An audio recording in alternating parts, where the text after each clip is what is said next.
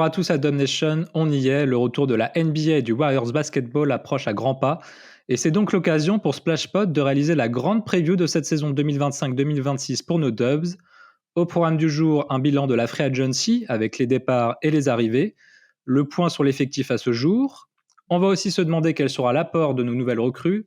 Et enfin, on terminera l'épisode avec les points clés de la saison et on répondra aux questions que vous nous avez envoyées sur les différents réseaux sociaux de Splashpod. Pour m'accompagner, j'ai un Big Free. Alors, il n'est pas aussi âgé que celui des Warriors, mais il commence à avoir un peu d'expérience. En premier lieu, le duo infernal de la chaîne Twitch, Adrien et Martin, comment ça va ? Ça va. Sortie de maladie, début de saison la semaine prochaine. On a encore un peu l'avoir roué, mais on est ready là. Ça va, bah pareil, hein, j'ai chopé la même merde que l'autre parisien, là, mais non, ça y est, on commence à rentrer dans l'automne, mais heureusement, il y a la NBA. Oui, puis vous avez pu faire un live Twitch la semaine dernière quand même, ça s'est bien passé ? Très bien passé. Oui, On très était bien, quoi oui. Une petite dizaine, je crois, 8, Ouais, 9, à peu 10. près, ouais. C'était sympa. On a déjà écarté des sujets, parlé de sujets brûlants, Un mais petit peu chaud. qu'on pourra en reparler ce soir. Mais on a déjà Oui, parlé de quelques sujets. exactement. Oui. À noter que cette année, vous pourrez retrouver tous les live Twitch dès le lendemain, disponibles en replay sur la chaîne YouTube. C'est la petite innovation de la saison pour permettre à tous les auditeurs de rien louper de nos émissions. Enfin, on a Mathilde avec nous. Comment tu vas et est-ce que tu es hypé par cette nouvelle saison qui arrive ? Ouais, carrément. Je pense que ça va être fun cette année. Bon, on dit toujours ça, mais je pense vraiment que ça va être fun cette année. Donc bien envie que ça reprenne. La pause a fait du bien, mais là c'est bon, on veut voir du basket. On est d'accord. Allez, il est l'heure de se plonger dans la preview 2025-2026 des Golden State Warriors. Splashpod saison 3, épisode 4. Let's go. A screen by Green, the switch to Lively. 3, Curry. Oh!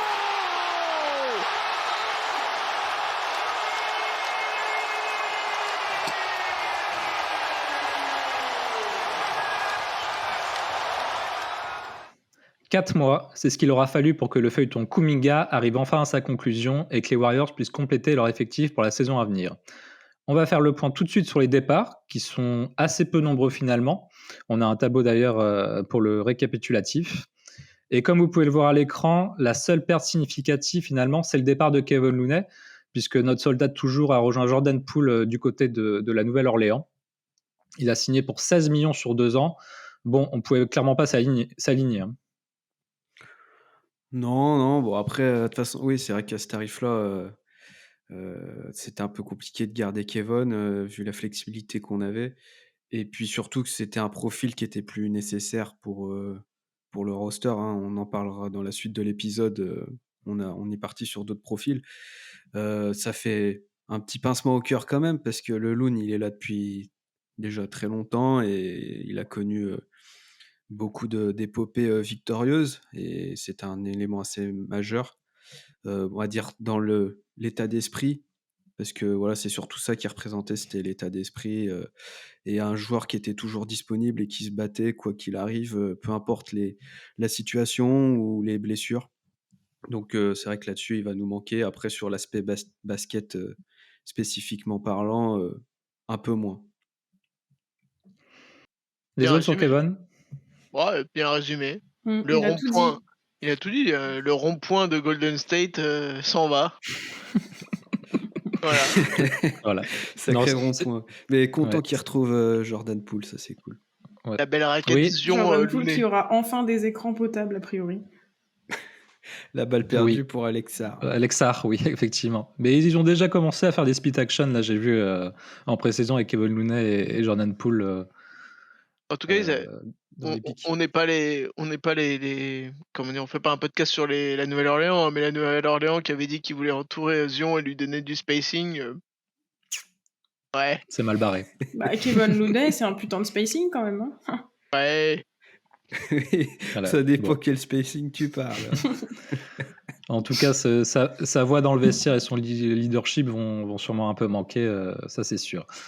Autre départ beaucoup plus mineur cette fois-ci, c'est ceux de Braxton Key du côté des Grizzlies, ou en tout cas il est au camp d'entraînement il me semble. Il y a le two-way qui avait signé en fin de saison, Taran Armstrong, l'Australien, lui qui a signé une saison à Dubaï et qui va pouvoir découvrir l'Euroleague, vu que Dubaï est maintenant en Europe. Et enfin, Kevin Knox n'a pas été re-signé et il est toujours agent libre au moment où on en parle. Alors, de mémoire, Kevin Knox, je crois qu'il fait la pré-saison des Bulls. Oui, juste, je crois. juste Et il le blanc. y a un truc comme quoi, pour l'instant, on a toujours ces droits de G-League, mais c'est peut-être en discussion qu'il y a un trade avec l'équipe G-League des Bulls pour qui joue aux Bulls, en G-League pour les Bulls la saison prochaine. Ok, d'accord, j'avais pas vu passer l'info. Vous avez quelque chose à ajouter, l'équipe, sur ces départs qui sont bons Moi, je suis un peu déçu pour le Taran Armstrong. J'aurais bien voulu le voir un petit peu son profil créatif. Ouais. Oui, profil intéressant. C'est vrai que ça aurait été bien de le voir encore une année parce qu'on l'a vu sur une dizaine de matchs, je crois. Et quand on le prend, il a quand même un super potentiel. Après, entre l'Euroleague et la G-League, tu peux pas trop concurrencer. Donc, clairement. Ensuite, on a toujours ses droits, non? Peut-être. Non. Je ne pense pas parce que les droits, ils sont conservés par rapport au contrat NBA, je crois. Et des contrats G-League comme ça, je suis pas sûr. Parce qu'en plus, il est pas drafté. Enfin, il est pas passé par la draft de G-League. Donc, je pense pas qu'on ait ces droits. Ok, bon, on a fait le tour pour les départs. On va pouvoir passer désormais aux nouveaux venus au sein des Dubs, avec surtout Al Horford, la principale recrue, le pivot champion des Celtics et ses 39 ans qui débarque dans la baie. Il est rejoint par D'Anthony Melton, qui revient à Golden State après un passage éclair la saison précédente et une rupture d'un ligament croisé. Autre recrue de marque, Seth Curry, qui vient rejoindre son grand frère et l'entreprise familiale. Et enfin, on a deux rookies, Will Richard, champion NCAA 2025, et Alex Tooney, qui complètent l'effectif. Et enfin, pépite de la part du Alex Tooney, c'est le collègue de Kevon, hein, bien sûr, Kevon Looney et Alex Tooney. Merde, son blaze c'était quoi déjà? C'est Alex Toué. Toué avec un H à la place du N. Voilà. Mais tu sais quoi? Je pense qu'on va l'appeler comme ça toute la saison, j'adore. Ça va être le running gag. Oh là là. Quand tu perds un Alex ouais, c'est ça, c'est quand t'en perds un Looney, t'as deux Tooney en fait. C'est... Ah, la tuile, désolé. Il a pensé au Looney Tunes, tu vois. Ah oui, donc complètement, j'ai fait un match-up là. Et oui, donc c'est Alex Toué, ouais. Donc, et heureusement qu'il est en Toué parce que lui aussi c'est compliqué. Hein. La G-League, en tout cas la Summer League, ça a été compliqué pour lui. Ouais, il a pas beaucoup de points forts, j'ai l'impression. Enfin, les moyens, c'est partout. Enfin, sur ce tableau ne figurent pas les prolongations de Jonathan Kuminga et GP2, mais on aura l'occasion d'en reparler avec Martin lorsqu'il nous parlera de l'état des finances. Je voulais vous demander, l'équipe, où on regarde la balance départ-arrivée, comment vous jugez un peu cette intersaison de McDonough Jr. Sur le papier, c'est mieux que le précédent roster? On va dire il y a plus de complémentarité. C'est ce qui ressort. Parce que bon, voilà, on a fait le recap arrivée-départ. Il n'y a pas non plus un trafic très conséquent, mais on va dire que c'est surtout l'arrivée d'Al Horford, bien qu'il ait 39 ans, qui change un peu cette bascule-là. Parce que voilà, on sait qu'on a recruté Jimmy Butler, donc on a un peu plus de pression sur la raquette qui vient des lignes extérieures, et du coup on va avoir besoin plus de shoot de la part des intérieurs. On avait Quinten Post, mais qui a peut-être pas le bagage encore pour jouer des grosses minutes, et Al Horford apporte ça. Après, Melton, on a vu ce que ça donnait sur une petite séquence, donc c'est prometteur là-dessus, mais dans quel état il reviendra. Mais je pense que c'est positif parce que le profil de Horford était tant attendu depuis des années. Les autres, on est d'accord là-dessus, on est mieux placé, en tout cas sur le papier, que la saison précédente? On perd moins que ce qu'on gagne, ça c'est sûr. On l'a dit, Looney c'est plutôt émotionnel, mais niveau basket, c'est quand même très positif. Sur une petite échelle, hein. Effectivement, il n'y a pas de gros changements, mais c'est plutôt intelligent. De toute façon, les gros changements, ils ont eu lieu pendant la saison dernière. Exactement. Oui, il y a beaucoup de continuité, hein. Il y a 75 des joueurs qui étaient là dans le roster, il y a 4 mois donc Adrien, d'accord avec ça? Ouais et en plus même les joueurs qu'on ajoute, Melton, il connaît déjà les Warriors. Curry, le frère Curry a déjà connu les Warriors dans sa prime jeunesse, au tout début Et il quand il regarde ouais, Mais il et a il vu tous regarde les matchs. 95 des matchs, ouais, Ouais. c'est ce qu'il disait. oui, oui, oui. Bon après ça, voilà. Et puis, effectivement, on a juste pris des joueurs qui sont compatibles avec notre ami, Jimmy Butler. Donc, parce qu'on a vu que ça a priori, c'est ce qui nous manquait l'année dernière. Je pense que c'est ça qui a été ciblé et je pense la stabilité parce que le front office et je pense, les cadres, hein, Steph et cetera, on se sont dit: «Bah, l'année dernière, on est quand même à un cul et à une petite cuisse d'être, peut-être en finale de conf». Eh oui. Donc, De toute façon, ils ont kiffé la fin de saison, hein. Nous voilà, aussi donc, d'ailleurs, donc c'était logique de ouais, partir sur de la continuité. déçu à la fin, mais parce que trop de blessures, mais Mmh. en vrai, c'est vrai que la Ouais, il y avait continuité, les c'est tout promesses à fait étaient là. logique. Oui, c'est ça. En fait, le point faible depuis 2 ans, c'était le poste de pivot. On a réglé a priori le problème, même si on peut avoir quelques surprises. Après, enfin, ce poste de pivot, oui, forcément, tout le monde met en avant le fait que Horford, a 39 ans est très vieux et sur la fin de carrière. Mais vu ce qu'il y avait sur le marché, c'était quasiment la meilleure option sur le marché des pivots free agent, sans parler de trade. À ce contrat-là, oui.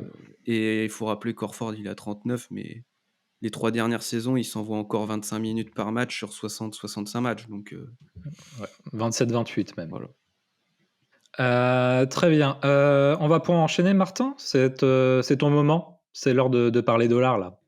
C'est Est-ce que l'instant, est-ce heu, c'est est-ce que tu l'instant peux nous gros faire sous. un ouais, est-ce que tu peux nous faire un rapide état des lieux, de où en est le salary cap, pour cette saison et à l'avenir?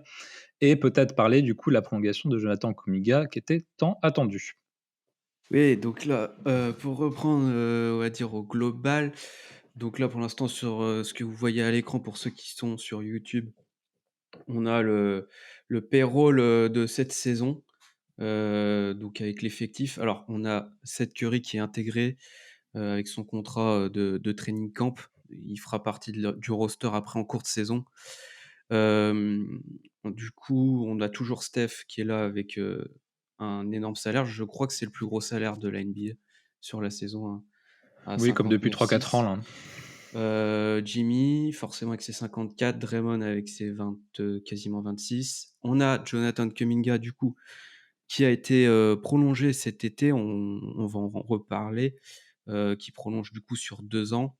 Pour cette saison, il est à 22,5 millions sans prendre en compte son trade kicker. On reviendra peut-être en détail dessus après.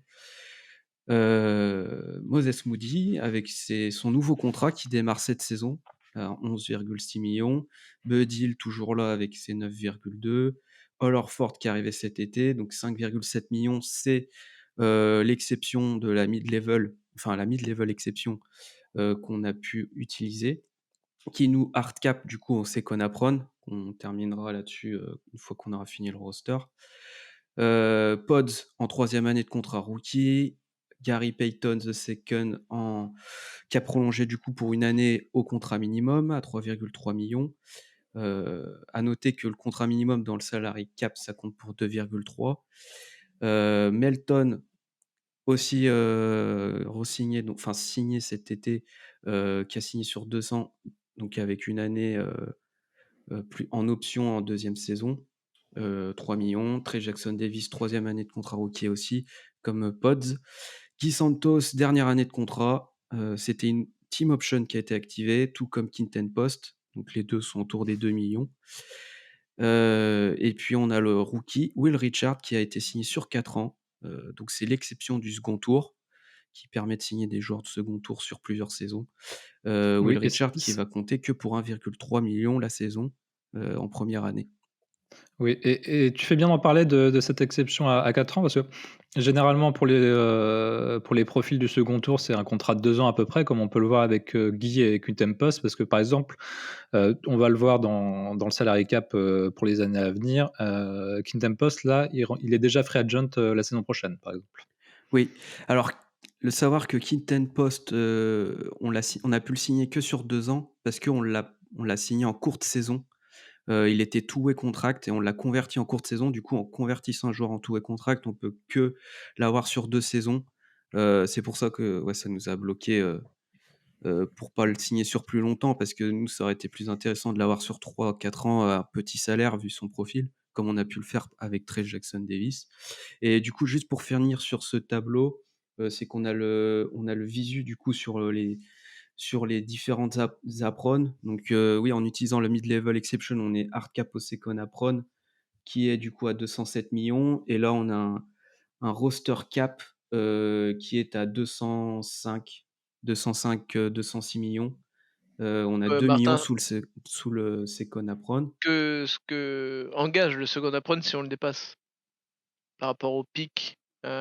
Oui, alors oui, c'est ça, le second apron, si jamais il est dépassé, c'est les pics qui sont gelés. On va dire si ça fait plus de 2 saisons de suite qu'on dépasse le second apron, les pics 7 ans après, enfin dans 7 ans, sont gelés et sont forcément des 30e pics de draft. Bon, c'est compliqué, hein, mais en tout cas, De il toute faut façon, essayer on de va pas le rester en dépasser. dessous le plus possible. Et là, de toute façon, comme on est hard cap, on ne dépassera pas. Donc,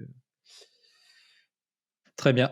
Est-ce qu'on peut faire un tour rapide sur le salary cap sur les saisons à venir pour voir un peu où se situe la timeline? Je pense qu'elle est assez claire sur le tableau. bah, voilà, c'est assez clair, hein, toujours pour ceux qui sont en visu sur YouTube, c'est que, voilà, on a, on va dire, 80 du roster qui est sous contrat que pour les 2 prochaines saisons.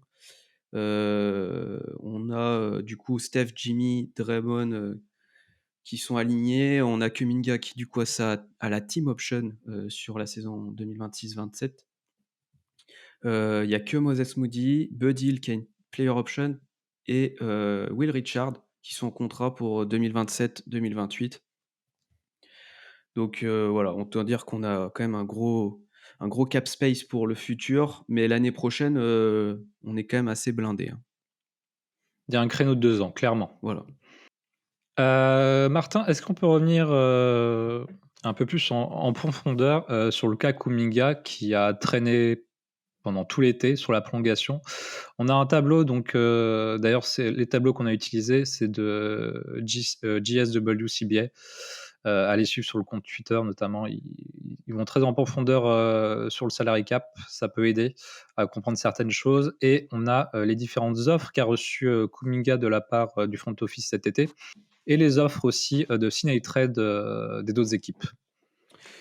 Oui, donc là, donc pour ceux qui peuvent voir, ce qu'on a à l'image, on a, du coup, les Warriors, la première offre des Warriors qui a été posée en tout début d'intersaison, qui était de 45 millions sur 2 ans avec la deuxième année en team option. Offre, refusée, très vite par le camp de Kuminga puisqu'il ne voulait pas cette team option, à premier abord. Il voulait même plus, donc il y a eu une première contre-offre du camp de Kuminga à 81 millions sur 3 ans. Donc ça démarrait à 25 millions en première année. Donc ça, c'est une offre qui a été mise sur la table à la Summer League à Vegas. Refusée forcément par le front office, hein, qui ne voulait pas la troisième année de contrat, notamment pour garder cette flexibilité pour l'après Steph Curry. Ensuite, il y a eu du coup plusieurs offres, des offres d'autres équipes. On a eu Phoenix qui ont proposé une offre à Kuminga. Alors, c'était pour l'avoir en sign and trade parce qu'ils n'avaient pas le cap space pour l'obtenir, sans échange. Donc, ils proposaient 85 millions sur 4 ans avec une player option. Sacramento, également pour faire une offre en sign and trade, ils proposaient 63 millions sur 3 ans à Kuminga avec un rôle de starter. Voilà, c'est des offres qu'on fait réfléchir un peu le front office, mais les propositions de sign and trade n'étaient pas convaincantes. Oui, du côté de Phoenix, je suis pas sûr qu'on l'a envisagé une seule seconde. Et Sacramento, on devait intégrer pour récupérer Malik Monk soit Buddy Hield, soit Moses Moody, et ça, c'était inconcevable pour le front office. Ouais, c'est ça, ouais. Et puis, oui, Phoenix, je crois que c'était Royce O'Neal et puis Desmond Tour. Il y a même eu Nick Richards qui était mis dans il paraît même qu'ils dans ont la mis 2 balance. Twix aussi avec. Ouais. Puis un petit paquet de Doritos. Non, ça valait pas grand-chose. Bref, ces deux offres, c'est juste après l'offre de Malik Monk, puisque c'est monté un peu en crescendo dans les discussions, et à un moment, on commençait à se dire que Kuminga va peut-être finir à Sacramento. Finalement, le front office a stoppé net les discussions. Après, on a une période longue de 1 ou 2 mois sans rien. Et au final, le camp de JK a fait quand même un peu plier le front office, qui est revenu avec une deuxième offre à 75 millions sur 3 ans, avec toujours la dernière année en team option. Refusé toujours par le camp de Kuminga, qui veut pas de team option sur la dernière année. Et puis il y avait Et au aussi une autre final, offre qui a été une alternative, on va dire 3 ans, sans team option, mais à 54 millions. Donc le tarot était pas assez élevé pour le camp de Kuminga. Il y avait aussi la possibilité d'avoir la qualifying offer pour Jonathan Kuminga, c'est-à-dire de signer que pour une année et être libre l'été prochain, signer où il veut.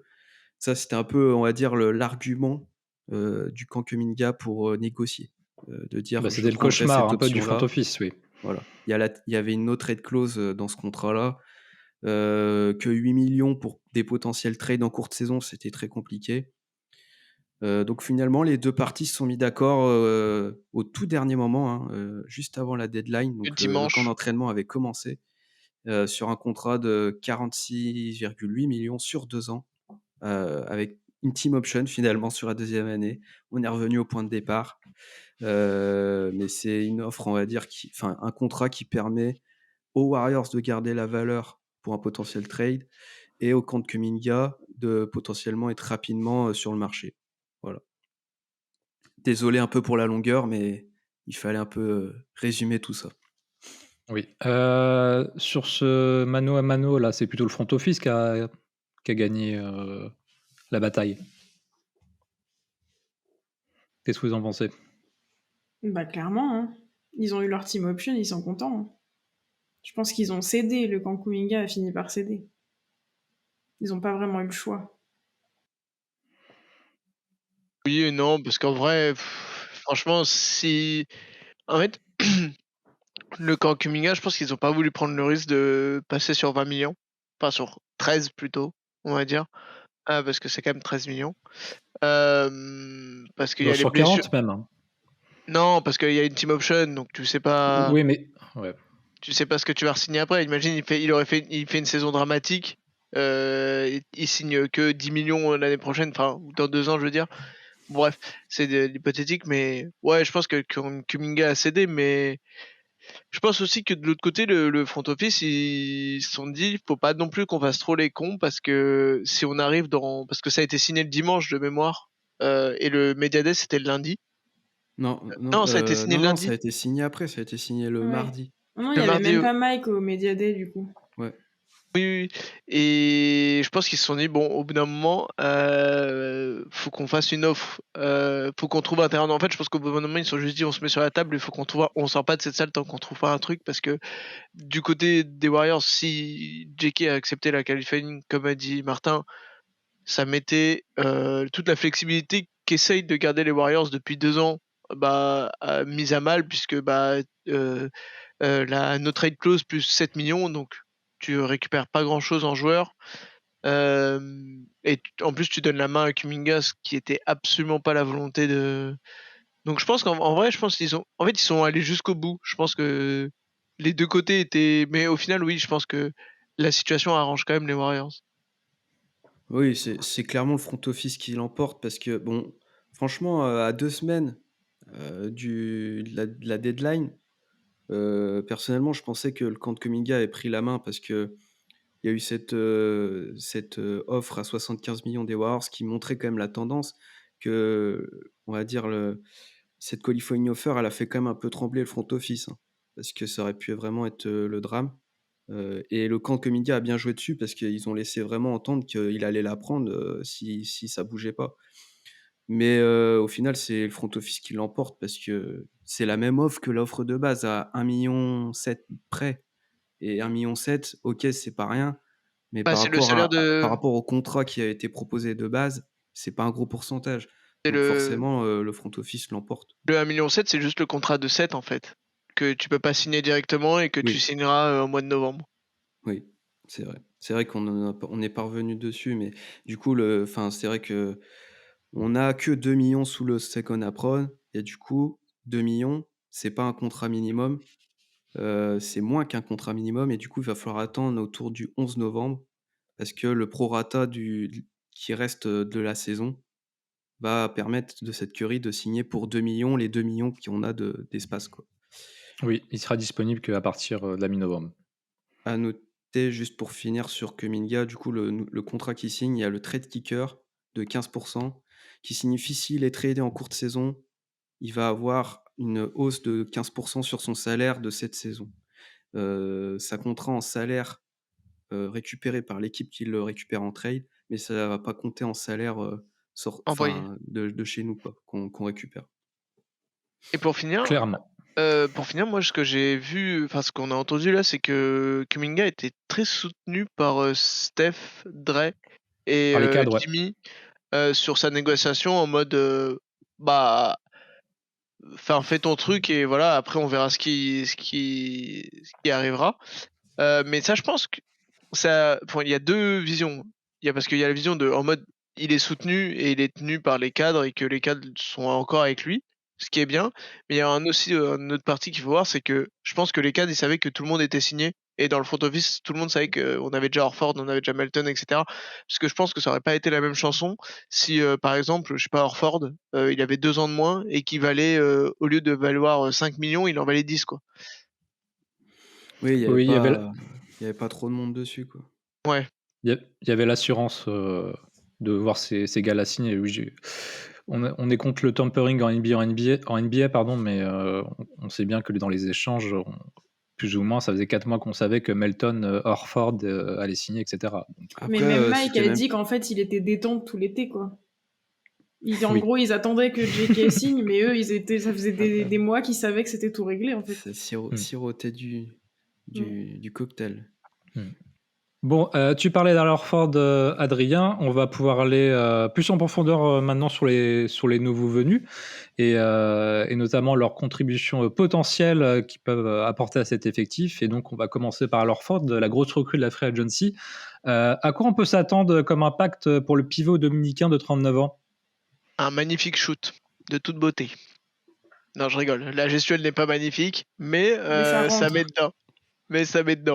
Pas loin des plus de 35%, donc shooter.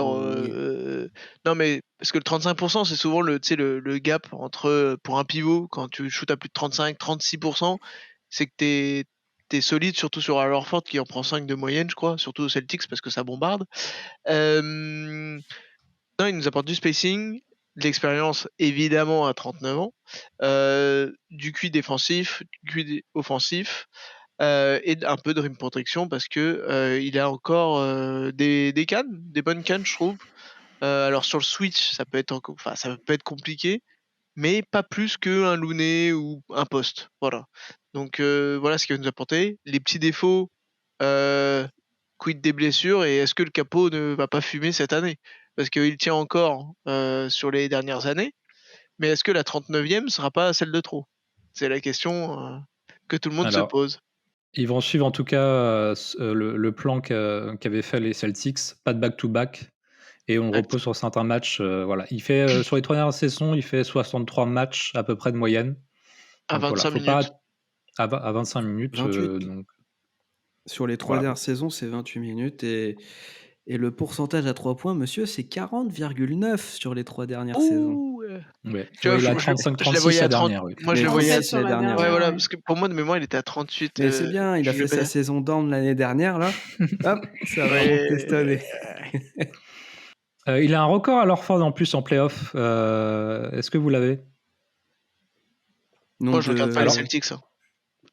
Il a un record personnel. Alors pendant longtemps, c'était le joueur qui avait disputé le plus de matchs sans avoir gagné le titre. Donc il l'a fait avec les Celtics. Super comme record. Sinon, il a le record des matchs perdus contre LeBron, non? Aussi, je pense. Non. Parce qu'il s'est fait fracasser un nombre de fois à l'Est. Il y a un record individuel. Steph a le record du nombre de 3 points sur la post-saison. Et à l'Orford? Sur un pourcentage, genre? Sur le nombre de matchs, je dirais, parce qu'il a fait des... Il en a fait des playoffs. Non. Le nombre de 3 points à rentrer pour un pivot. C'est lui qui en a rentré le plus dans l'histoire. Ouais, parce que Kendall Post n'a pas encore assez de matchs. Ouais, donc c'est Steph forcément le premier. Il a rentré 650 dans l'histoire en post-saison. Et à l'Orford, on a 198. Il doit être 30e sur la liste, un truc dans le genre. Donc c'est toujours appréciable. Qu'est-ce qu'on peut dire d'autre sur Al Horford? Leadership, leader de vestiaire, QI basket, vraiment cette connaissance du jeu, puisque bon, à cet âge-là, hein, il n'a plus rien à apprendre, mais c'est surtout qu'il va pouvoir aussi apporter, je pense notamment à Quinten Post, même Trey Jackson-Davis. Voilà, ça va être précieux, on va dire, parce que Kevin Looney, il a de l'expérience, mais il n'a pas on va dire la même connaissance, on va dire technique. Il connaît le système Warriors, il pouvait donner des indices sur le système Warriors, mais Al Horford, il est allé bien plus loin on va dire dans les saisons en termes de niveau personnel, et là-dessus ça va. Et dans la polyvalence, des deux côtés du terrain. Mais outre, moi je trouve que son apport individuel, je pense que c'est surtout ce qui va apporter aux autres plus que ce qui va apporter lui directement. En fait, juste le fait d'écarter, il va laisser plus de temps ça va laisser plus de temps à des mecs comme Kuminga ou Podziemski quand ils drive de faire des lectures, parce que t'as 1 mètre de plus, le défenseur il a 1 mètre de plus pour aller fermer, donc t'as plus de temps pour soit finir, soit faire ta passe, soit faire ta lecture de jeu, et juste ça, c'est précieux pour les joueurs qui jouent autour de lui. Et en défense, c'est vrai que Looney a plein de qualités en défense, mais ces dernières années, il nous manquait réellement de la protection de cercle, et avec l'arrivée de Jimmy, des mecs comme Trace ou Loon, ça optimise pas l'apport offensif, que ce soit en attaque ou en défense, d'avoir Jimmy. Donc, une question sur Al Horford. Est-ce qu'il peut nous permettre de jouer à 2 bigs? Non. Oui. Il pourrait, je pense pas qu'on le fera. Ah bon? Non. Ça a déjà été fait en pré-saison, je crois. En fait, ça dépend. Avec Quinten, déjà. Oui, mais en fait, pour moi, c'est la fausse bonne idée, mais si peut-être tu t'affrontes les Cavs, tu peux. Et encore, en fait, mon problème. Si tout le front court est là, je vois pas dans quel monde ça. Ouais, en fait, c'est ça le truc. Régulièrement mettre 2 bigs. J'y crois pas du tout. Ça va être. S'il en manque un ou deux, oui, ok. Parce qu'en fait, t'as Kuminga, Jimmy, Dre. Déjà, t'as ces 3 mecs qui jouent sur le front de courte. Et qui sont censés jouer beaucoup. Mais la question, c'est est-ce qu'il va y en avoir? Moi, je dis oui. Ah parce que oui. le match-up, oui. Mais Horford, il a montré qu'il pouvait jouer poste 4. Oui, parce qu'en Giannis, si tu veux. Il l'a encore fait. Mais moi, il peut très bien jouer à côté de Trace, par exemple. Moi, je pense. Oui, mais au Celtics. Au Celtics. Oui, au Celtics, monsieur, c'est qui les 3 mecs qui sont à côté? C'est des mecs qui shootent 5-3 points minimum par match. Oui, oui, monsieur. Oui, mais je veux dire, la capacité de shoot d'Al Horford fait qu'il peut jouer poste 4. C'est pas non plus le gars immobile qui fait que du coup, c'est impossible de le faire jouer en 4. Il peut encore moi, bouger. c'est pas lui. En plus, nous, on sait faire on propose de la zone par séquence. Donc, on peut très bien faire une zone 3-2 Oui, avec les 2 intérieurs en bas et puis, oui, mais moi je pense que ça peut être une carte qui va être utilisée. le problème, c'est pas c'est C'est pas c'est Ça va être pour moi, rare, je c'est pense. ouais, pour moi, c'est oui, pas bah, Horford le forcément, problème. ça C'est pas Horford le problème, hein. C'est le mec qui est à côté de lui en 5, le problème. Et qui on peut mettre, enfin, à part si tu me mets à côté Steph, Buddy et Moody, et oui, tu mets, je sais pas, Trace, et parce que pour moi, avec Kinten, c'est vraiment dur, hein. Pour Kinten, enfin, de toute façon après Quinten, il joue comme un spot-up shooter, hein. oui, je sais, mais sauf que de l'autre côté, en fait, il va se faire cibler à la mort, Ah tu bah, vois. comme il pourrait se faire cibler à côté Oui, mais t'as des d'un mecs autre. plus petits à côté qui peuvent faire des rotas, c'est ça le truc. Oui, Horford, il va pas courir faire le tour du cercle enfin, faire le tour des 3 points pour aller faire des rotas, c'est ça le problème. Quand ça t'as c'est sûr. Dre, quand t'as Dre, c'est plus simple. Mais voilà, je Mais pense, en le problème. soi, on va déjà être en double big. Draymond Green, c'est un Oui, poste c'est ce 5 que j'allais maintenant. dire. Exactement. Ah là Ouais. là. Est-ce qu'on peut regarder un petit peu en vidéo sur les actions de pré-saison? Quel Il est y avait pas l'impact déjà de Al Horford? tu voulais balancer une quote de Steve Kerr avant ou on Ah si, enchaîne? pardon, effectivement, il y a une citation de Steve Kerr en conférence de presse qui montre bien déjà l'impact et le fit naturel de Al Horford avec les Warriors. Donc, je vais le citer, vous pouvez le voir, c'est presque instantané. Il y a eu quelques joueurs au cours des dernières années où ça a cliqué instantanément, comme Kevin Durant ou David West. Et c'est des basketteurs qui arrivent d'autres équipes et dont la transition est naturelle. Et c'est vraiment ce qui ressort des premiers retours de l'effectif. Steph parle d'une connexion sans se parler. Il arrive à se placer où il faut et c'est vraiment un énorme point fort pour l'instant de ce qu'on ressent du training camp. Mais À je ne pense pas se qu'on tromper, avait hein. aucun doute là-dessus, hein, À ne pas se sur le tromper, fit. c'est plus proche de David West que de Kevin Durant, hein. Ne vous trompez pas, Oui, les amis, hein. ça, On s'attend C'était pas à KD, oui. ça, c'est sûr. c'était sur le feed, je pense, bien sûr. Oui. Mm. Mais ouais, déjà, hors basket, il a vraiment voulu venir à Golden State parce que, il a considéré les Lakers et les Nuggets aussi pour venir, même la retraite. Et quand tu vois les deux équipes que sont les Lakers et les Nuggets, c'est deux gros contenders, je pense déjà c'est un beau signe d'engagement Mm. de venir aux Warriors. Et dans le vestiaire, c'est quelqu'un qui est très respecté. Aux Celtics, Peyton Pritchard l'avait dit publiquement, il ne faut pas qu'il parte. Il a une place énorme cet été. Là, c'est Luke Cornett qui en parlait aussi comme le joueur qu'il a préféré avoir dans un vestiaire. Donc, la perte de Kevin Looney peut être remplacée là-dessus aussi hors terrain. Surtout que il part des Celtics parce que Jason Tatum est blessé et que les Celtics ne peuvent plus jouer le titre. Et lui, c'est ce qu'il avait dit. Parce qu'il l'anime. Ce qui l'anime encore, c'est jouer le titre. Donc ça veut dire que s'il choisit Bah, à les Warriors, 39 ans en bon, même il y en a temps. qui vont clasher à dire ouais, les Warriors, ça joue le titre. Hein, on répondra peut-être à cette question plus tard, mais en tout cas, Al Horford, lui, il y croit. Clairement. Est-ce qu'on pourrait pas regarder un petit peu concrètement sur le terrain comment ça se passe déjà en pré-saison à Horford, Yes. notamment sur son impact défensif. Et il y a quelques ajustements que permet à Horford. Alors là, on a un petit Alors, match de première pré-saison, vidéo. Bon, c'est de la pré-saison. Ne Oui, Ouais. pensez pas, attention, hein.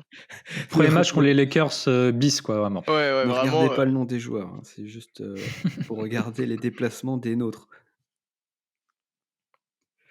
un magnifique point guard qui est sur Draymond Green, donc normalement il a un avantage de vitesse, qu'il utilise bien par un premier cross, mais il doit prendre le pull-up derrière. Il fait pas, il fait un dribble de plus, et après, petit open under, et il y a notre ami Horford qui l'attend bien en deuxième rideau. Bon, après, c'est qu'il y a Ayton qui, bon, sur le rôle, il est pas très. Enfin, sur son positionnement, c'est pas très, on va dire, comment dire, bien senti parce qu'il devrait être beaucoup plus bas pour laisser de la place à son coéquipier. Mais on voit bien que Horford, il a toujours si vous regardez bien, il est toujours positionné entre son joueur et le panier. Il a toujours le ballon en vue et son joueur en vue. Et ça, c'est ce qui fait la différence sur cette action, puisqu'il arrive en deuxième rideau avec le bon timing.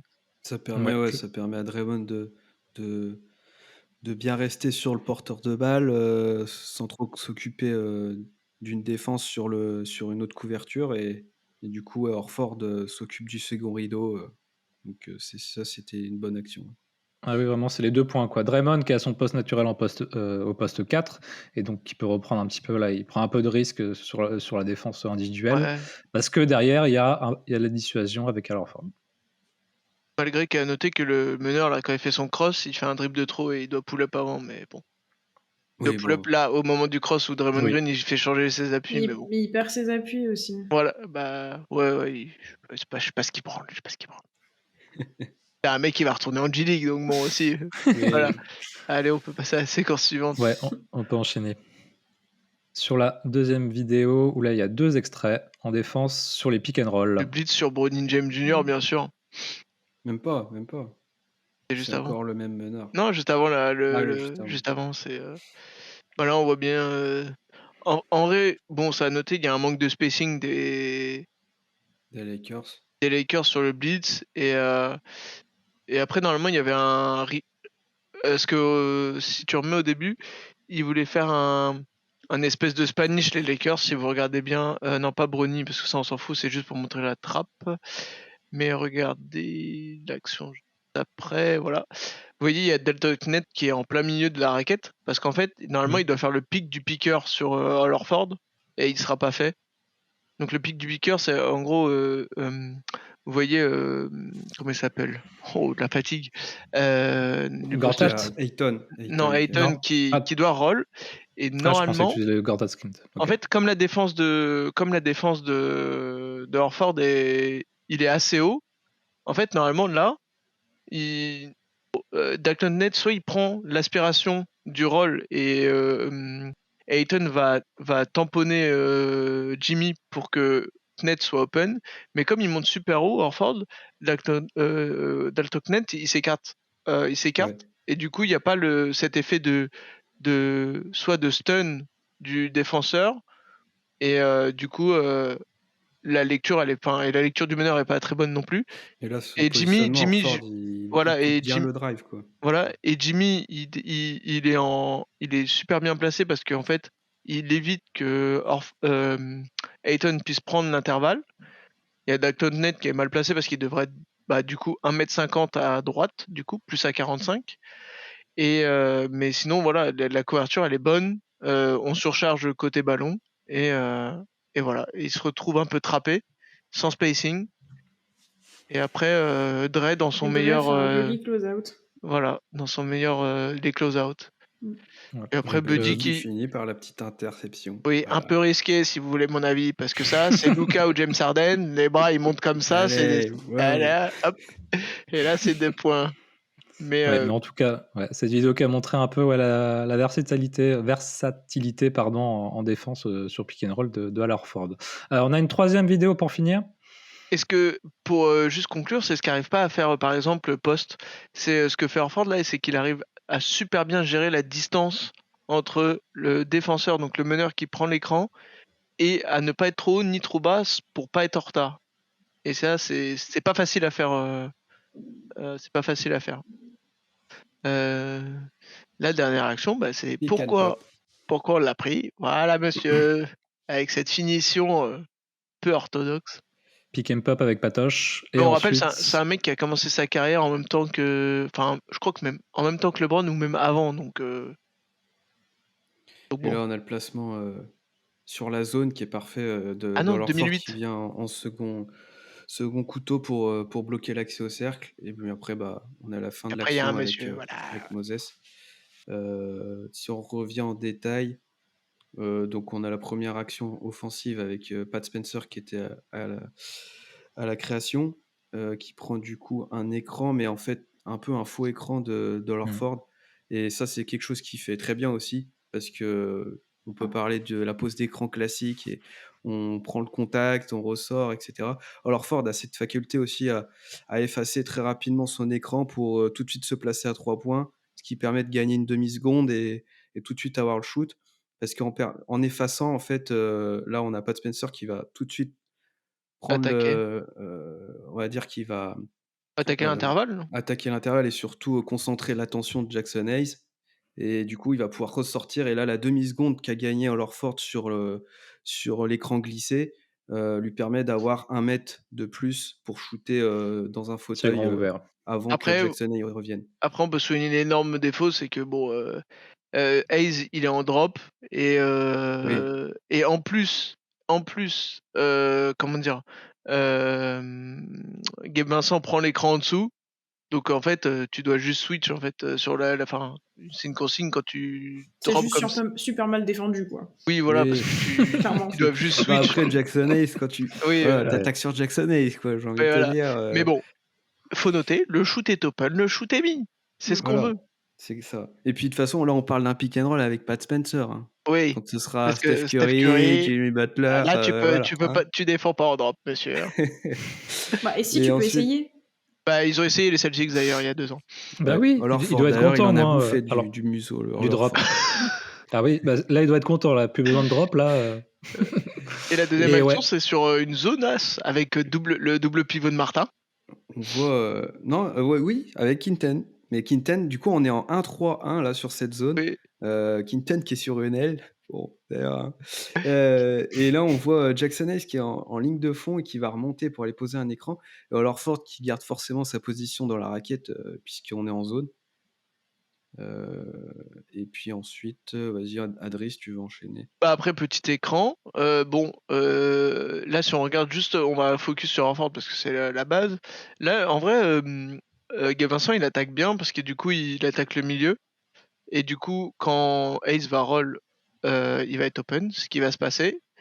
Très bonne réaction de Horford et après il y a Jackson Hayes, la cour des miracles qui va finir Qui avait un joueur open dans le voilà. corner, Et mais puis qui bon, l'a la fini. cour des miracles de Vanderbilt, c'est que bah il a juste à cut et ses 2 points, et puis Quinten qui ronfle aussi parce que normalement il doit descendre directement dès qu'il voit le roll, il doit descendre, et que la rota après c'est Patoche qui doit la faire. Mais voilà. En tout cas, Horford lui, dans son rôle de Et là une aussi, protection, il est là.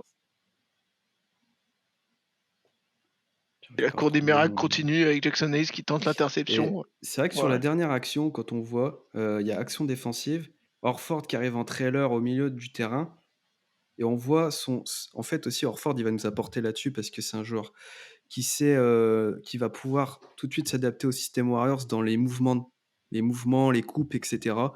On avait vu sur une action avec Steph Curry, il avait bien senti le passer va. Et là, par exemple, eh ben, il va bien sentir le jeu dans le sens où il va couper dans l'axe, ce qui va mobiliser l'attention de Vanderbilt et du coup libérer Moses Moody sur l'aile opposée.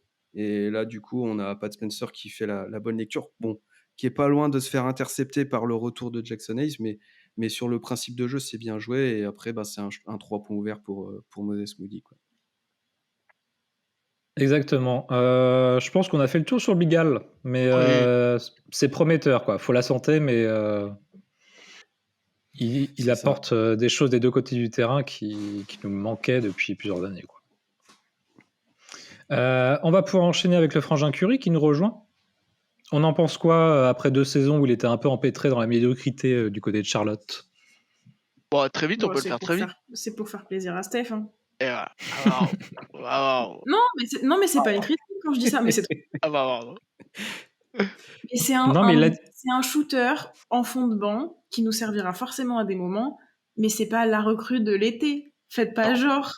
Il À va la C'est jouer le Splash 10 Bro. par match.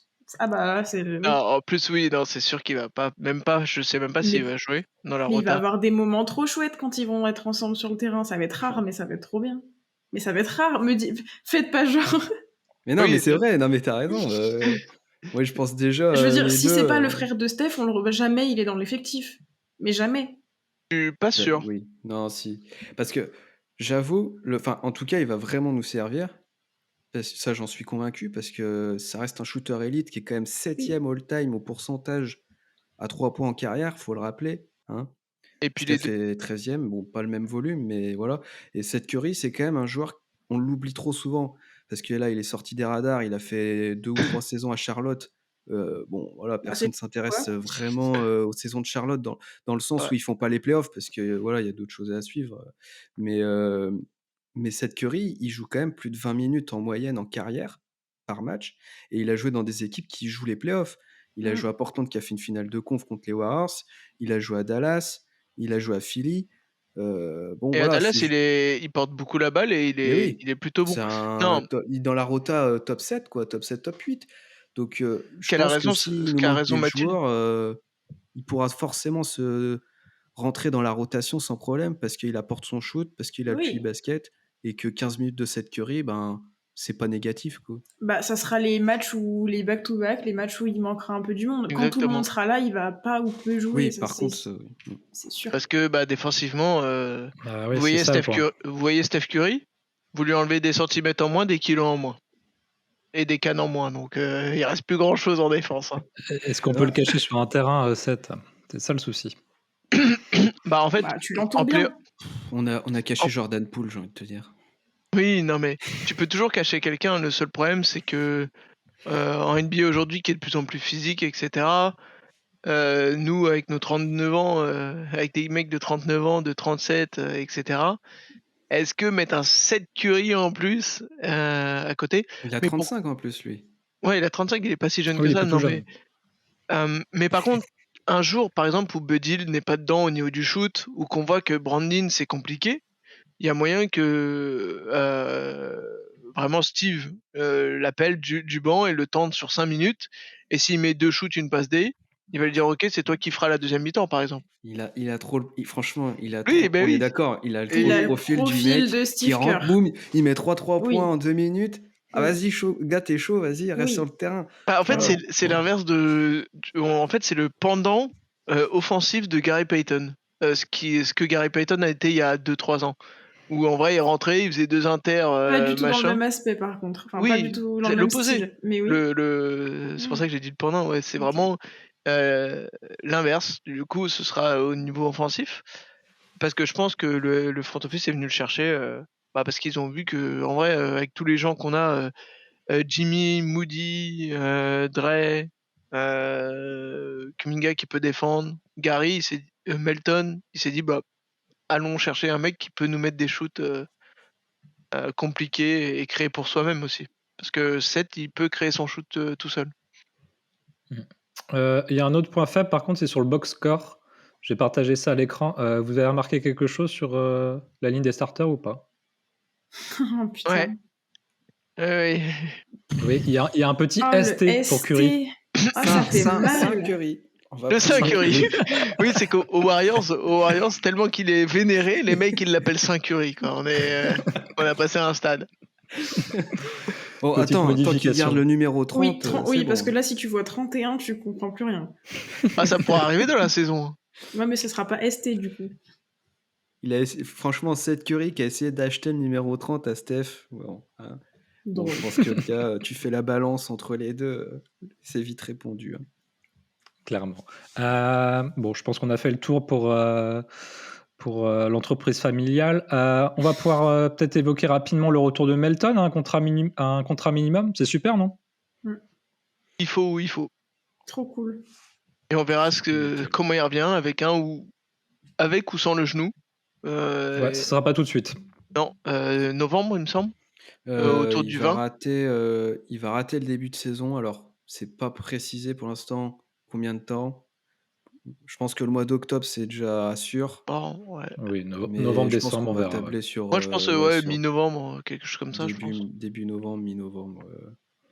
On va pas prendre de risques. Et puis, je pense qu'au début, il jouera pas 10 minutes, 10-15 minutes. Je pense pas qu'il sera directement. Ça va être progressif. Il sera pas comme avec les minutes quand on l'a vu avant sa blessure, c'est-à-dire 20, 25. Parce qu'il était titulaire quand il nous a quittés. Oui, Celebrini va lui dire doucement sur les minutes au départ. Je suis complètement d'accord avec ça, mais... Bon, il se blesse très vite dans la saison l'année dernière, mais du coup, si on prend la timeline d'un an pile, c'était début novembre, donc il se blesse, je crois, parce que on a déjà fait 12 matchs, je crois, quand il se blesse. Oui, c'est mi-novembre, oui. Clairement, je crois que lui, il ne joue que 6 matchs. Hein. Oui. Lui, il en joue que 6 en plus. Ouais. Ouais, mais bon, et il y avait des problèmes de dos avant. On va faire confiance à Celebrini, mais voilà, c'est reprise tranquille pour D'Anthony Melton, mais un contrat minimum, c'est super. Pour finir, est-ce qu'on peut évoquer les deux rookies, Will Richard et Alex Tooney, hein du coup. Elle restera. Will Richard, qu'est-ce qu'on en pense? C'est prometteur, non? C'est fun. Très, très, très content et franchement, pas loin d'être un chouchou, je pense, ce joueur. Et il peut le devenir rapidement. Non, mais c'est vrai. C'est vrai.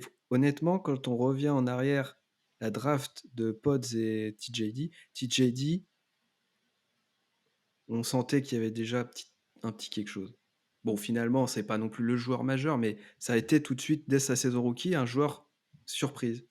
Will Richard, je ne dis pas qu'il va gratter du temps de jeu sur du Melton, du Pods, du Moody, etc. Mais je trouve qu'il a ce profil. Je trouve qu'il a ce profil et que s'il y a des blessures, et notamment le début de saison, on n'a pas Melton, ça, c'est un gars qui a le profil que, voilà, sur un petit coup du sort, il peut prendre une place tout de suite un peu intéressante dans l'équipe. C'est aussi un profil que Steve Kerr adore. Hein. Oui. Ah ben ça, c'est sûr. Après, c'est un rookie, donc voilà. Mais attention, s'il fait un peu des bonnes perfs, il va jouer. Hein. Un rookie de 22 ans, Steve, déjà. Ouais. Mais oui, je suis d'accord avec ça, avec un peu à la profil impactant en défense à la GP2. D'ailleurs, est-ce qu'on peut voir la première action en tant que Warrior de Will Richard, Martin? Je pense qu'elle est assez éloquente. Will Richard, donc, qui est champion NCAA en titre d'ailleurs avec Florida cette saison. Ouais, et d'ailleurs, sur la finale NCAA, c'est le meilleur scoreur de son équipe. Il fait 18 points et il prend 8 rebonds aussi. Hein. Donc, il a porté ses responsabilités en finale.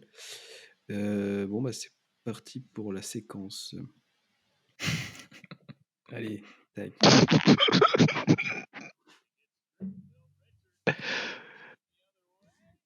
Hop là, petit lay-up.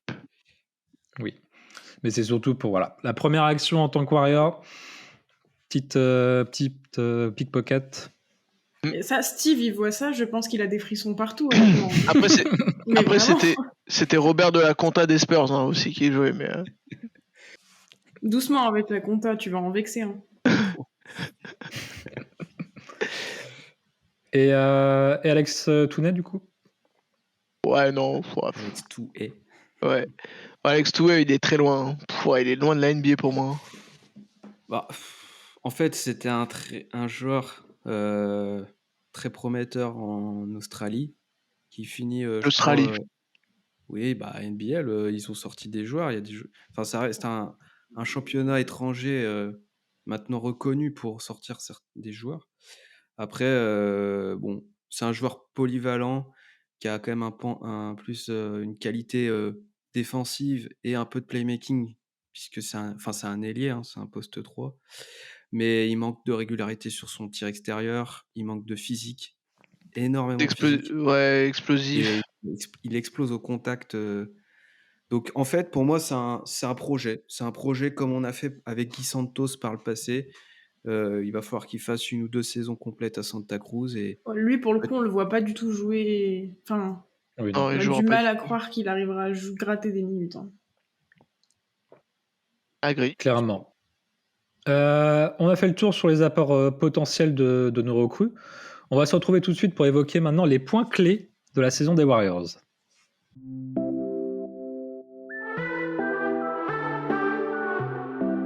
Quels facteurs vont déterminer la réussite du cru 2025-2026 des Dubs? C'est sur quoi on va se pencher désormais. Et Adrien, tu ouvres le bal. Quel est ton point clé de la saison? Ça va être la hiérarchie et bien sûr les blessures, mais ça c'est un peu trop générique, on va dire. Et donc je vais vous partager une petite fenêtre avec les line-up qu'on peut faire, et c'est encore grâce à notre ami GSWCBA que vous retrouvez sur Twitter. Donc on va commencer juste, j'espère qu'on voit bien l'écran. On va commencer juste par le starting line-up. Il y a des questions qui vont pouvoir se poser entre Moses Moody et Brandon Podziemski. Moi j'ai fait le pari de Moses Moody car sur le starting 5... Et quelle surprise! Oui, je fais partie du fan club, je suis le conducteur du train. Mais Mais j'ai fait ce choix-là juste pour les raisons que Steph a beaucoup la balle en main, Jimmy aussi, et Dre aussi. Et pour moi, Potts fait un peu doublon avec des mecs comme Jimmy ou comme Dre, qui sont plus des gars qui sont tournés au départ vers l'équipe, ça veut dire distribuer, faire bouger la balle. Et donc Moses Moody remplit vraiment le rôle du gars qui est dans le... Pod, c'est un créateur. Voilà, c'est plus un créateur pour les autres. Que Moody, c'est vraiment dans la finition, soit dans le cut, soit dans le shoot. C'est un connecteur aussi. Un connecteur, Pod, le oui. fameux. Le fameux connecteur. Il shootait bien en fin de saison. Ouais, Oui. il finit à 40% sur les Ouais. 35 derniers matchs. Ouais. Mais le seul problème, c'est que c'est 40% sur des shoots open. Quand il y a quand il y a des close-outs, il fait la feinte et il part en dribble. Et des fois, Bon, ça. après, Moses, il nous a pas non plus Oui, mais fait des pourcentages de foufou. Si, avant qu'il se blesse à la main, si. Si. Avant, même Steve l'a dit en conf de presse après les playoffs en disant qu'ils avaient fait jouer Moody parce qu'il avait fait une bonne fin de saison.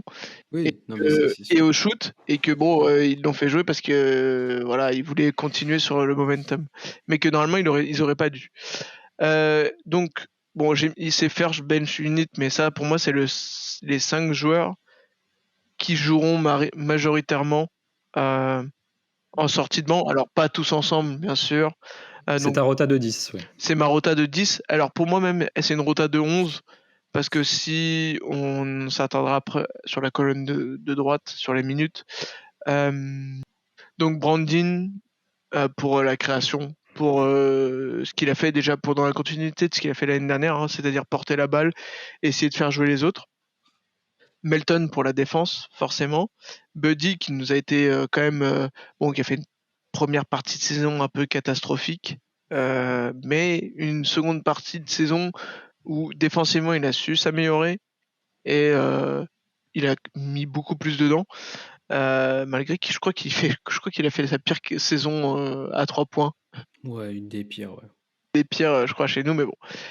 Jonathan, bien sûr, et Quinten Post.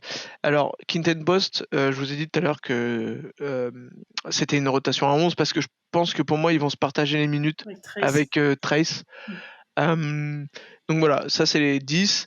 De toute façon, ce sera pas si binaire que ça. Il y aura souvent Jimmy ou Steph sur le terrain. Voilà, je vois ces joueurs-là, donc on va pas trop s'étaler parce qu'après, de toute façon, c'est encore tôt pour faire des prédictions et surtout, c'est que, comme j'ai souligné en début de saison, les blessures, la santé, c'est le point clé, de toute façon, pour toutes les équipes, mais surtout pour la nôtre au vu de l'âge. Et je pense que, en fait, on sera plus sur peut-être. Enfin, pour moi, tout le roster va jouer dans l'année au vu de. Et quand je dis va jouer des vraies minutes au vu de l'âge des cadres.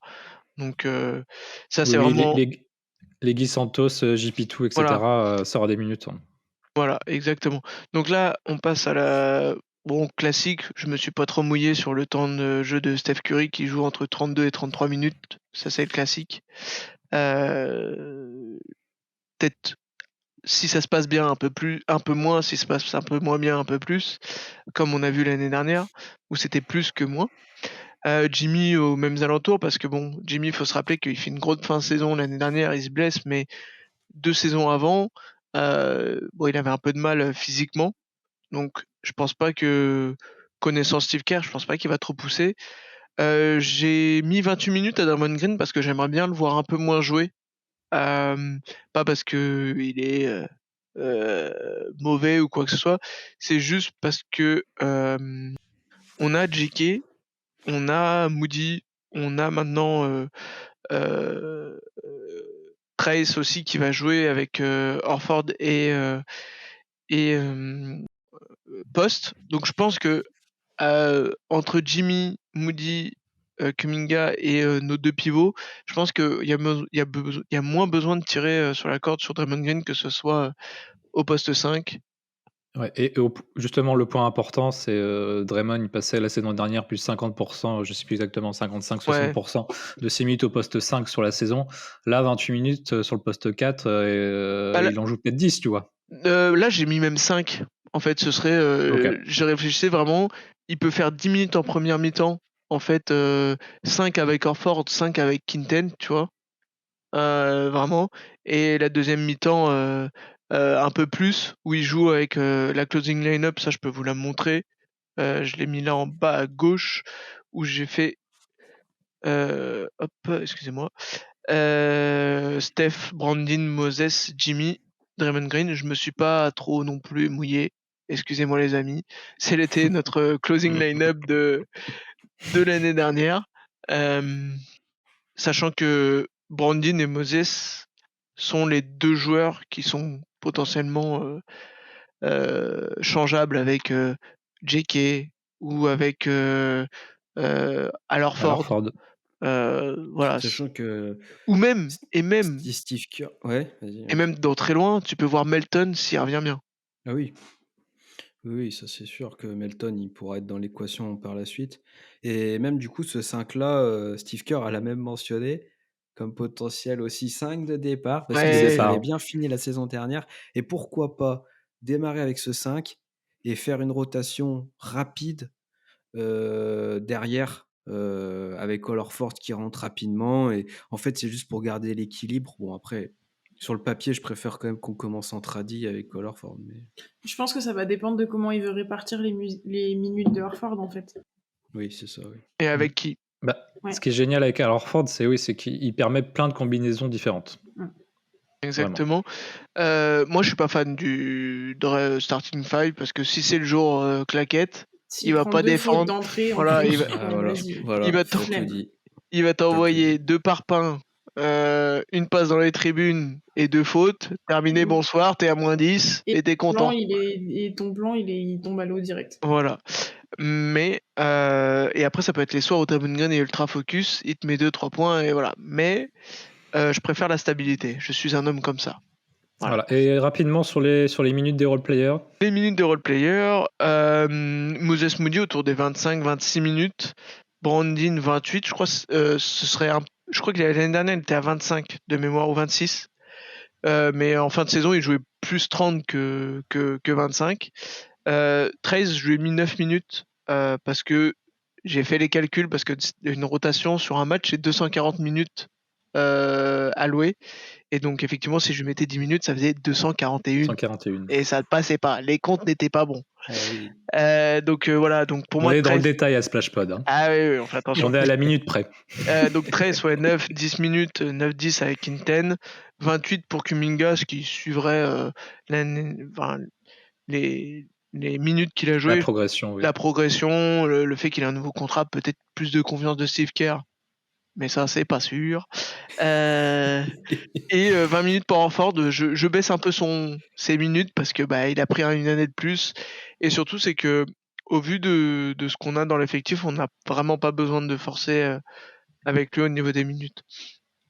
Ça J'ai va pas mis. dépendre en fait. Si les matchs où poste il est complètement perdu, et Horford jouera plus. Enfin, Non, Et puis exact. après, un Horford qui joue pas les back-to-back, Voilà. il peut en jouer un Oui. peu plus sur les matchs Et qu'il joue. du coup, j'ai aussi mis Melton à 15 en bas. Melton 15 parce que, comme je vous ai dit, il va pas jouer en début de saison. Il va être en minutes restriction, je pense, jusqu'à au moins décembre. Donc déjà à décembre, t'as déjà bien avancé dans la saison. Et même s'il joue après 20 minutes, voilà, c'était plus pour faire une moyenne Melton, parce que je sais pas trop comment le placer actuellement, parce qu'on sait pas comment il va revenir. Et effectivement, il y a 3 joueurs qui ne jouent pas régulièrement. C'est Guy Santos, Seth Curry et Gary Payton. Voilà. Et Will Richard. Et Will Richard, mais pour moi, il sera en two-way, donc... Non, non, non, il est signé, mais je pense qu'il il va faire sera... du Santa Cruz un peu. Il va faire du Santa voilà. Cruz, il va être redescendu. Ok. Moi, je pense que, honnêtement, je pense que Gary, il aura le 11e spot à la place de Trace. Trace, ce sera par séquence, et si on a besoin contre des équipes un peu plus grandes, etc., ou que Kinten n'est pas dans son match, ou des ajustements, je les vois plus en ajustement, Et Gary, je pense qu'il sera dans la Et rota 11. du début de Parce que saison. quand Gary n'est pas dans la rota en même temps, j'ai envie de te dire. Ouais, ben justement, voilà. Ça c'est pour n'existe ça. pas chez nous, ça. Ouais, Je t'ai mais dit dans moi, un schéma attendu, après pas dans Stevie, il forcément le va schéma m'écouter, que je l'enfoiré. préfère. Mais... Moi, je vous Ah le bon, dis. d'accord. Ouais, il va Hein m'écouter. Il va Tu l'as m'écouter, appelé cet l'enfoiré. été. Ouais, je lui ai dit, enfoiré, tu vas écouter mes rotas maintenant. Il est m'a en dit non. dernière année de contrat, il en aura plus rien à foutre. Oui, il Moi, m'a je te dit le dis. bonsoir, non. Mais bon. Oui, et Guy, dès que Kuminga va prendre un rebond ou pas box out, Non, il ouais, rentrera. ça, ouais, voilà. Exactement. 1 minute 30 après le début du Q1, bim, Oh, 19 bim. faces.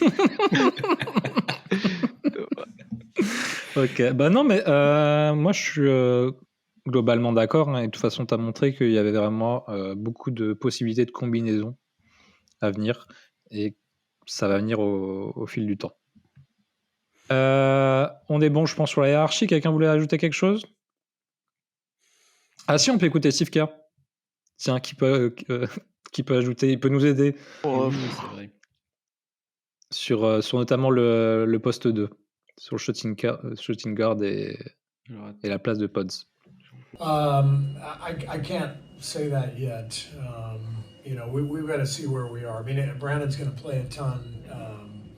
He's a hugely important player for us, but the starting lineup, frankly, is a little tricky for us. You know, just given the pieces, you know, Al's age. If Al were a little younger, he'd be in the starting lineup for sure. But if he's going to play limited minutes, it's tougher to start him and finish the game, you know, if he's not playing as many minutes as he would have a few years ago. So we still have a lot to think about, but Brandon is going to be a huge part of it one way or the other.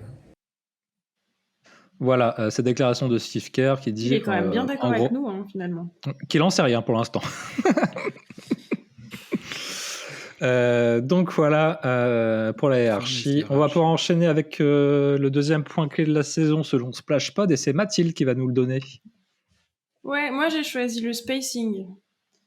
Même si on en a déjà pas mal parlé en vrai, mais c'était un peu compliqué l'année dernière. On était la deuxième équipe qui prenait le plus de 3 points et on était la 16e équipe au pourcentage. Ce qui fait que genre au pourcentage global, on était genre la 25e équipe. Ça te pourrit un peu ton attaque si tu rentres pas les shoots. Et c'était global, mais surtout au front de court. Si on n'a jamais eu vraiment du JK, Jimmy et Dre, c'est parce qu'en fait, bah, ça se rentre tout dedans, quoi. Il y a pas d'espace. Et du coup, forcément, l'arrivée d'Horford, ça va faire beaucoup de bien. Mais pas que, en vrai. Bah déjà, on a toujours des shooters élites, hein, ça change pas. Steph, on va compter Buddy, même s'il est pas hyper régulier. Si Moody progresse comme Adri voudrait qu'il progresse, il va jouer beaucoup parce qu'il va le mettre tacle. dedans. Non, c'est pas un tacle. C'est c'est un hommage. De la constance plutôt. Ouais, et pour moi, ça va être un peu soit Moody, soit Pods. Si Pods est à 40% comme sur la fin de la saison, niveau spacing, ça va beaucoup aider et il va beaucoup jouer. Et même en fin de banc, c'est comme on parlait tout à l'heure, tu prends un Seth Curry qui plante le petit rookie, on sait pas trop, mais peut-être que ça va planter aussi. Et en fait, le spacing de cette année devrait être quand même bien meilleur que le spacing des années d'avant. Enfin, en tout cas de l'année dernière. Et je pense que ça va être un point clé. Parce que je pense que notre attaque va être bien meilleure du coup.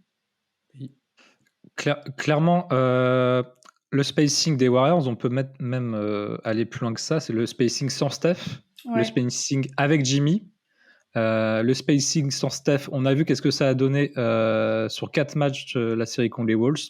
On a 30% à 3 points. C'était une catastrophe. Mais du coup, ça veut aussi dire plus d'espace pour un JK qui a plus, voilà, ou pour un Jimmy qui arrête de s'empaler tout le temps. Voilà. Parce que autant Jimmy il s'en sort, il prend des lancers francs, autant JK, bon bah il s'empale quoi. Et les matchs sans Steph en playoff, il y avait pas de spacing. Même dans les maisons closes, il y a plus de spacing, je vous le dis. Tu nous le dis, tu l'assures? Ah, je l'assume, je vous le dis. Non, là, il y avait... C'est-à-dire, si t'avais un Draymond l'année dernière, il fait pas une grande saison à 3 points. Mais c'est correct. Donc, ouais, c'est correct, mais il est toujours pas respecté. Et puis, du coup, on avait du Looney encore, je veux dire, en Ouais, le rotation. Loon, c'est trop Looney, dur. il joue des money time dans cette série des Wolves.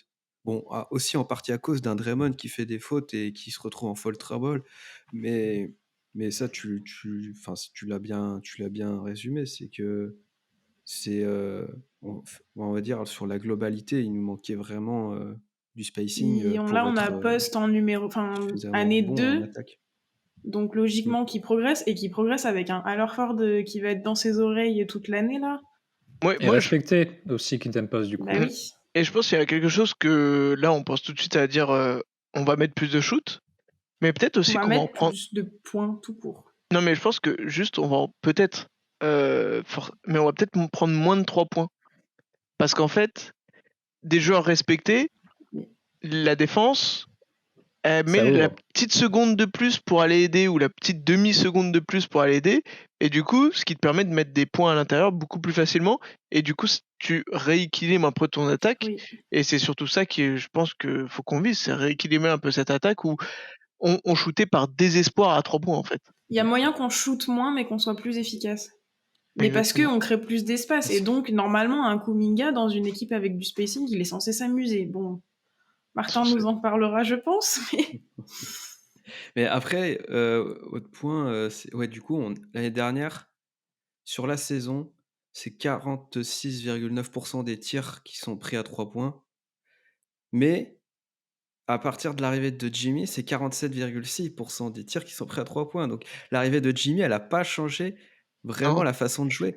Par contre, normalement, Jimmy, il t'apporte des meilleurs shoots parce qu'il concentre plus la défense adverse. Et là, avec un vrai training camp et une saison complète avec Jimmy, moi, ce que j'attends, c'est qu'on prenne des tirs de meilleure qualité. Et du coup, si on augmente ce pourcentage, parce que là, on était à 36%, mais rien que d'augmenter d'1%, on passerait déjà presque dans le top 10 de la ligue. Et rien que déjà ça ferait une énorme différence sur la saison entière. Et ça, on l'avait rappelé à l'arrivée de Jimmy. Jimmy, comme tu as dit, concentre. Et là où il a le plus performé, c'est quand il était quasiment en 5-out, au hit, avec que des shooters autour de lui, quasiment. Et c'est pour ça que là, Al, dans ce schéma-là, c'est trop bien. Exactement. C'était parfait. Rien d'autre à dire de plus. La team t'en mort. Pour Jimmy et Al, effectivement. Dernier gros point de la saison, ça va être avec Martin. Eh ben ouais, la dernière clé du trousseau, hein, c'est Jonathan. Braxton Key. Braxton Key, ouais. Bon, non, Braxton, clé, on m'a dit du coup. Braxton Wagnax qui nous a clé. coupé un comeback improbable à Houston, pour ceux qui s'en souviennent. Jonathan Kuminga, on fait que de parler de lui depuis qu'on a lancé ce podcast. Ouais, mais c'est bien là. Attends, là, on doit être à 1h15 de podcast et on n'a pas parlé de son impact dans le jeu, etc. Je trouve que ça a progressé. On a gardé le spot pour la fin. 3e meilleur scoreur des 2 dernières saisons, Jonathan Kuminga. Donc ça reste quand même un joueur important de cette équipe, quoi qu'on en dise. Mais il est nul. Oui. Non, il n'a pas de QI, c'est différent. Il n'a pas de cerveau, apparemment. Donc forcément, dans une saison, on l'a déjà annoncé, c'est une autre clé aussi, on pourrait dire, c'est la santé des cadres. Voilà, on va dire que sur le starting 5, on a déjà 4 joueurs, on est quasi sûr d'avoir 10-15 matchs d'absence sur la saison. Chacun. J'ai envie de dire minimum. Donc déjà, en partant de ça, Kuminga, forcément, il va être très important pour ces matchs-là, où il va manquer des vétérans. On le voit déjà sur la pré-saison, on n'a presque pas fait un seul match au complet. L'autre secteur dans lequel il est important, c'est la dimension athlétique, puisque l'athlétisme de Jonathan Kuminga, on ne le présente plus, c'est un des top, allez, je sais pas, on va pas faire de classement aujourd'hui, mais c'est quand même au moins top 20 de la ligue pour être large. Si on enlève Kuminga de l'équipe, je pense que les Warriors sont bottom 5 de la ligue, athlétiquement. Parce qu'on a que des anciens. Que des papis, c'est les Et les jeunes, on peut pas dire que c'est non plus des athlètes de fou. Oui, Jimmy Little est un peu toujours encore, mais Voilà. il a 35 ans. Donc, quand il faut matcher avec des Rockets, quand il faut matcher avec des Wolves, avec du Thunder, un Jonathan Kuminga, c'est pas de refus. Et dernier point, j'ai envie de dire, le point que tout le monde garde en tête et qui a envie de penser, c'est que Kuminga, ça reste notre meilleur asset, notre meilleure monnaie d'échange, et que si en courte saison, le front office veut changer de cap, ou on va dire apporter un supplément peut-être meilleur dans le fit avec les cadres de l'équipe, et ben les 22,5 millions de Jonathan Kuminga de cette saison, plus son potentiel qui est encore bien présent, puisqu'il a que 23 ans, vont être déterminants pour ramener un joueur de complément d'un gros calibre, d'un gros role player. Et rien que pour ça, Kuminga est une clé de la saison. Donc, sans parler que sportivement, il est capable d'en mettre 20 de moyenne ou autre chose sur les matchs sans Steph. C'est que au global, que ça soit aux Warriors ou pour un futur trade, c'est une clé de la saison. On va beaucoup parler de Kuminga toute la saison, clairement. Oui. Et une sous-clé, ça se dit pas, mais un sous-point plutôt. Non, c'est la clé du portail avant la clé de la maison. La clé de la boîte aux lettres. C'est la relation à ce que va demander Steve Kerr à Kuminga, si ça va évoluer ou pas. On sait que ça fait 4 saisons qu'il lui demande tout le temps court, défense sur le porteur de balle et rebond. Est-ce qu'il avait demandé autre chose si Kuminga arrive à le satisfaire ou pas? Il a dit qu'il allait même plus lui demander, donc bon, partir de là. Ouais. Non, mais c'est vrai que, en tout cas, sur le début de pré-saison, puisqu'on enregistre avant le match de Portland, avant-dernier match de la pré-saison, Jonathan Kuminga a montré, on va dire, des signes qui sont, on va positifs, dire, encourageants, positifs sur la passe, le passing. Notamment. Ouais. Voilà. Alors, il y a eu quelques pertes de balles, mais bon, ça reste ça va aller avec. Hein. Voilà, il n'a pas joué beaucoup de matchs, il y a les line-up, etc., encore à régler. Mais dans l'état d'esprit, il est là où je pense que le front office, que le coaching staff, voulait qu'il soit. Après, on jugera le côté option plus large de scoring quand il y aura des absences et qu'on sera dans la saison régulière.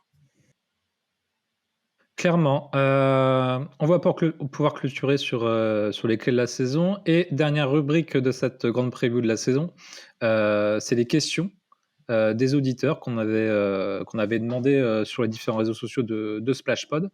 On va pouvoir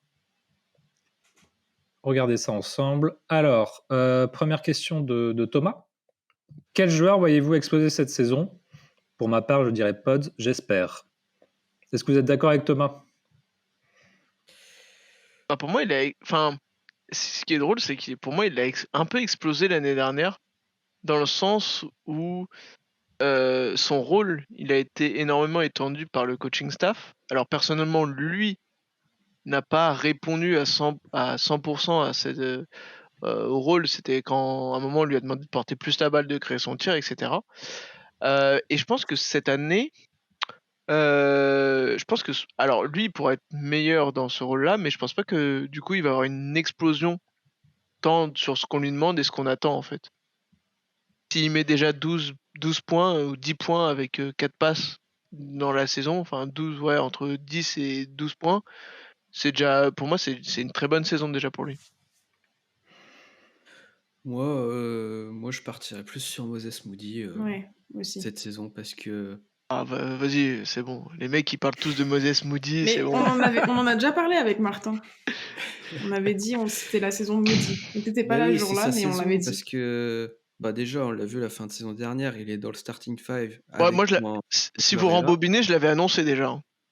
Oui, mais toi, toi tu l'as au courant. Les rouges, les gars. depuis la première saison. Ça fait 3 ans que tu dis que c'est sa saison. Non, l'année dernière, j'ai dit qu'il serait titulaire en fin de saison. Bon, j'ai eu un peu de chance parce que bon, il y a eu quelques entourloupes. Ouais, mais Mais je pense que ouais, c'est vraiment le joueur qui bénéficie le plus de l'arrivée de Jimmy Butler, puisque son profil, il a besoin de ce genre de joueur qui attire les défenses et qui te libère des espaces. Et puis son impact défensif, tout simplement, c'est pratiquement le meilleur défenseur on-ball de l'équipe. Là, il y a une petite alerte au mollet en pré-saison. On espère que ça ne sera pas très grave parce qu'on sait que le mollet, ça peut être souvent problématique. Mais moi, je vois plus Moody. Ouais. Ouais, je pars sur Moïse aussi. Désolé Thomas. On va pouvoir enchaîner avec une autre question d'un autre auditeur, c'est Alban ce coup-ci. Est-ce que vous pensez que durant la saison, Quinten Post prendra autant de place qu'Al Horford à cause des éventuelles blessures, load management et que son jeu aura beaucoup progressé? D'ailleurs, il a une très belle photo de profil, Alban, faut le dire. C'est vrai, légendaire. Légendaire cette photo. Beau trio. Pour répondre, on a un peu répondu pendant le pod. Moi, je pense que malheureusement, Post, il est trop friable en défense, encore. Là, ce qu'on a vu en pré-saison, c'est pas non plus rassurant. Donc, je pense que ce sera partagé avec TJD. Et pour moi, c'est surtout l'attaque qui fera.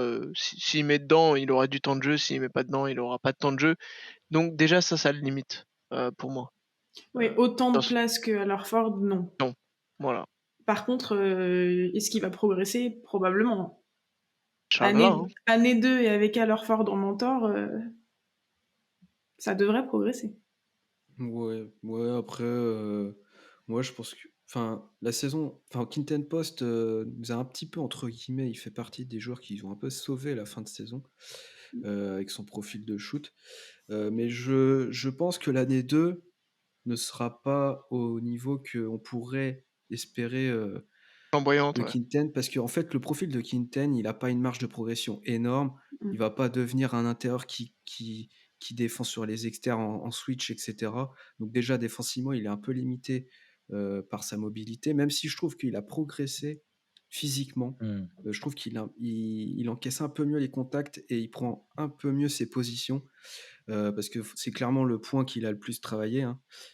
Après, le shoot, ça va être est-ce qu'il confirme le fait que c'est un shooter à 40% ou pas? Il faudrait qu'il fasse au moins une saison à 38 ou plus. Mais après, ça, j'ai envie de dire, c'est le shoot. Hein, est-ce que ça va, ça vient. Ça dépendra de son shoot, en fait. S'il shoot moyen, on le verra un peu moins, je pense. Oui. Mais oui, à partir de 38% en poste 5 avec les Warriors, là, tes minutes sont assurées. Hein. Donc voilà, même si c'est compliqué de l'autre côté. Troisième question d'un auditeur bien connu du podcast, Nico. Draymond est-il wash offensivement? Draymond est-il rincé offensivement? Derrière la blague, il adore nous mettre dans la merde, le Nico. Ouais. Derrière la blague, est-ce qu'il n'y a pas un peu de vrai que Draymond offensivement? D'ailleurs, à quoi il pense, Nico? Il pense au playmaking? Ouais, non. En fait, playmaking, en fait, il aura toujours cette connexion avec Steph, mais des fois, il s'entête dans cette connexion et du coup, il t'envoie des missiles dans les tribunes. Mais des fois, il trouve des passes incroyables. C'est un peu voilà. Mais par contre, ouais, la finition, Draymond Green, il a plus enfin, je trouve qu'il a perdu en défense, ça se voit un peu moins, mais en attaque, il a perdu ses cannes. Ouais. Que ce soit quand il joue poste bas, où il doit mettre un petit fade et tu vois, il est court sur des finitions au layup. En fait, au layup, je pense qu'il est tellement court physiquement sur ses layups que c'est pour ça qu'il a peur d'aller finir en fait des fois. Il loupe des trucs où juste c'est parce qu'il a pas confiance en lui et ses qualités, je pense physiques. Donc il y a une part de vrai, je pense quand même. Et en pré-saison, il nous a bien régalé. Hein. Après, Draymond de pré-saison. Ah ouais, c'est quelque chose. De Draymond, quand il met les tongs, on le sait. Hein, c'est mis en route. Hein.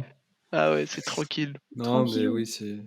Franchement, c'est après, est-ce qu'on attend de Draymond qui nous marque 15 points cette saison? Non, en fait. Donc, Non, mais en fait, pour répondre au fait, est-ce qu'il est washed, moi, je pense qu'il va encore nous faire une saison à 8 points. 8 points, 6 passes, 5 rebonds. Voilà. Enfin, moi, je pense pas qu'il va baisser dans son apport offensif. C'est juste que ça va être plus restreint parce que à la finition, comme tu l'as dit, Adri, il est en baisse. Après, ça dépendra aussi de son adresse externe. Si cette année, il shoot à moins de 35% 3 points, ça va vraiment être compliqué, je pense. Ok, très bien. Et enfin, une dernière question de la part de PG. Qui est-ce qu'on pourrait récupérer contre JK dans le cadre d'un échange qui apporterait à l'équipe sans hypothéquer les drafts assets de l'ère post-Steph? Un bon role-player. Allez, vous avez des noms en tête si Steph, si JK de. Alors, j'ai essayé de faire Vas-y, moi je fais le tap-in si vous voulez, je peux dire le tap-in. Bah vas-y, je te laisse l'ouverture. Le tap-in de Miami. Andrew Bah oui, Andrew Wiggins. Oui. Oui, voilà. Ah oui. Et oui, pas la tapin de. Non, bah Miami, je sais qu'on peut confondre hein, tout ce qui est. Voilà. Mais non, je parle d'Andrew Wiggins. Oui, bah oui. Mais ça va, c'est une rumeur qui peut revenir, hein, ça c'est Oui, sûr. voilà. Parce que le Heat qui attaque la saison sans Tyler Hero pendant plus d'un mois, la pré-saison, on voit que c'est pas oufissime pour l'instant. Il y a Callaware qui fait des bonnes perfs, mais ouais. Ça peut tout exploser à Miami, ça c'est sûr. Est-ce que c'est pas une phrase qu'on peut dire tous les ans, ça peut tout exploser à Miami? Ouais, si. Ça fait un petit moment. Hein. Ouais, depuis la fin de Jimmy, là. T'avais des noms en tête, Martin? Oui. Vas-y, allez, Almel, là. Alors, si on parle d'explosion, on a parlé de Miami, il peut y en avoir une autre aussi, un peu plus au nord quand même, du côté de Milwaukee. À Milwaukee? Je pense pas à Giannis. Non. Oui. Hein? Ah bon? Ah non, apparemment il préfère New York, hein, peut-être, mais non, je pense au Miles Turner. Pourquoi pas? Si ça explose complet à côté de Milwaukee, c'est un scénario très hypothétique, mais on a Horford ok en pivot, mais toi, tu veux qu'on joue avec 3 bigs en fait? Non, j'en sais. Bah, après avoir joué avec 0, pourquoi pas hein. Il est à 25 millions. Il est à 25 millions. JK à 22 et quelques. Donc c'est vrai que le contrat est propre. Joueur, mais voilà. Et Miles Turner, c'est une cible depuis longtemps du côté des Warriors. Voilà. Qui d'autre? Après, en autre nom, on a eu Trey Murphy qui est déjà pas mal revenu en intérêt, mais j'ai peur que dans ce. Trop cher. Il demande y a les pics qui partent. Parce qu'en termes de salaire, il est à 25 millions. Mais je pense qu'ils demanderont trop de pics. Après, ça dépend de la saison de New Orleans aussi. Hein, faudra voir. Aussi à New Orleans, il y a Herb Jones, mais c'est peut-être moins clinquant, moins de scoring. Très fort défenseur sur l'homme. J'avais aussi... Là, c'est plus sur du bas-court. Je ne sais pas si on a vraiment besoin. Le Anthony Simons de Boston, qui est en dernière année de contrat. Qui va sûrement bouger. Ouais. Il y a moyen qu'il bouge. Il va sûrement bouger. Après, j'ai peur que s'il fait une première partie de saison solide, la cote remonte. Mais après, il a qu'une année de contrat. Il est en contrat finissant, donc bon. Après, j'ai cru que tu allais dire Jordan Poole pour continuer à la Nouvelle-Orléans. Oui, tu veux le roster de. Alors après, j'ai plus son salaire en tête. Mais... Il est à 20. Entre 25 et 30, je pense. Bon, il y a encore le tonton dans l'équipe, donc non, c'est mort. Oui, c'est mort. En fait, c'est pas JK qu'on va trade. et sinon, j'en ai une petite chaude, là, je pense que vous allez sauter au plafond, mais c'est juste parce que je cherchais dans les équipes qui ont négocié avec JK pendant l'été pour les Silent Les Kings, les Bulls. Eh ben non, c'est à Phoenix. Ah, les Suns. Nous, qu'est-ce qu'on voudrait? Du role player, du mec qui va contribuer en... Dylan Brooks. Bah voilà. Oh non. Ah bah non. Tu peux prendre Grayson Allen dans le style. Oui. Après, oui. Dylan Brooks, voilà. Je préfère Grayson Allen. J'aime pas le personnage. Hein. Dans les enfoirés, qu'il faut aller le chercher. C'était une petite. Dans les enfoirés, je préfère Grayson Allen, voilà. Ah ouais. Bon, tous demande à voir parce que Brooks a montré qu'il pouvait scorer un peu plus. Mais... Non, Martin, n'essaye pas de vendre ton truc. Oui. Fou lui. Non. Mais on sait évidemment que Kuminga c'est pas le profil le plus adapté dans cette équipe, mais on espère qu'il va performer et qu'il aura un peu plus de responsabilité. Si on perd en tout cas, de toute façon, si on veut faire un blockbuster, oui, si on veut, hein. Je suis en train d'imaginer le jour où on a l'info, c'est Dylan Brooks qui arrive pour JK, mais toi-même tu sautes par la fenêtre. On va rigoler. Mais tu vas sauter par une fenêtre, t'es un malade de proposer ça. Il faut qu'il performe, Martin, dans le cadre d'un trade. Non, mais oui. Puis après, il y a aussi la solution, si on va chercher des joueurs un peu plus élevés, mais là, il faudrait lâcher Moody et compagnie, quoi. Mais des joueurs à 35 et plus, quoi. Clairement. Bon, on a fait le tour des questions. Il va être l'heure de clôturer cette grande preview de la saison 2025-2026 de nos Warriors. Merci de nous avoir écoutés. On attend fortement vos retours dans les commentaires. Si vous voulez savoir nos pronostics complets pour nos Dubs et ceux de la conférence Ouest, eh bien, il faudra se connecter mardi soir sur Twitch à la veille de la reprise NBA ou le lendemain en replay sur YouTube parce que maintenant ils sont disponibles. On vous fera part. Je sais plus. C'est quand la reprise? C'est le mardi, je pense. Peut-être qu'on le fera. Après, peut-être qu'on fera lundi, je sais pas. Ou lundi soir. On vous redira ça de toute façon. Non, t'inquiète pas. On vous redira tout ça sur les réseaux de toute manière. On vous souhaite à tous une très bonne rentrée NBA. La saison va être longue et on sera là pour vous accompagner. Un mot de la fin, l'équipe? Bonne saison. Let's go Warriors. Night. Allez, night.